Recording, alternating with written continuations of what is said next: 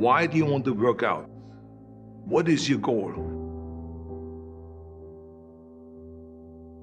The most important thing is that you have a vision, that you have a goal. Because without that vision and without that goal, again, you're drifting around and you're never going to end up anywhere. People don't become successful just by accident. You know, I mean, maybe the guy that found gold in California and started the gold rush, but don't count on that. That's the one in a lifetime kind of a situation. So you got to really have a specific goal, and to me, to have that vision that I want to be Mr. Universe, that I want to be the greatest bodybuilder of all time. That was a great vision, and that specifically to look like Reg Park and to be up there on that stage and to lift the trophy overhead and to win the championship over and over and over again. So that was a great goal. You have to have a goal. Now, it doesn't have to be that specific goal, but it has to have some goal. This is why I always recommend to people, sit down, take your time, and start thinking about, why do you want to work out? What is your goal? And that can be as crazy as it is. It could be, I want to impress girls. If that's your goal, so be it, but it motivates you. It could be that you're emulating a certain, bodybuilder or a certain football player, a certain boxer, whatever it is. Have those pictures put all over the wall like I did when I was a kid. I put pictures of Reg Park and of Sonny Liston, of boxers and of Ali and of powerlifters and weightlifters all over my bedroom, wall. So that every day when I go to sleep, every day when I wake up, I look at those pictures and they motivate me. You need that motivation, and then therefore you have this kind of imprint in front of you all the time, and you know exactly what you're chasing.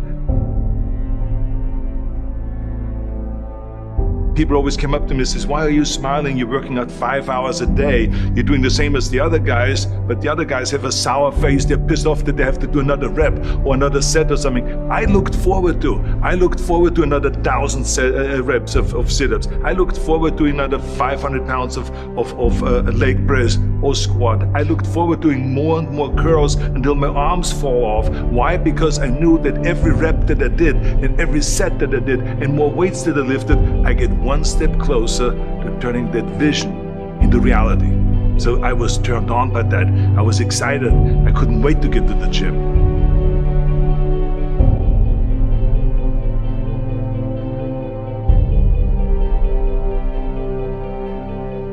I remember that when I weighed 245 pounds, and Bob Raferson, the director of Stay Hungry, said to me that I'm interested in having you come in for a reading and work on your acting and all this, because I'm interested in having you in a movie to star with Jeff Bridges and with Sally Fields.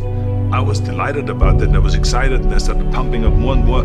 And then he said, but I don't want you to weigh more than 210 pounds. You want me to be in the movie, but I'm weighing 245, 246. I say, I just won the Olympia, I say, which was 1974, and I was really at my biggest. And but he demanded that, and he says, look, it's very simple.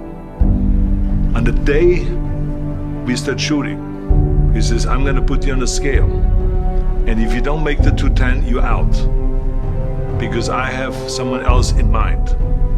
And I worked on it. I started visualizing myself very clearly as a lean athlete, because that's the only way I could lose that weight and all of a sudden get interested in running more, because up until that point I ran like 3 miles after training or before training or whatever, but now all of a sudden it was 5 miles, 6 miles, 7 miles, 8 miles, and they even ran mini marathons in order to lose the weight, and I did everything with high reps, and I was watching my diet, what I eat and all those kind of things.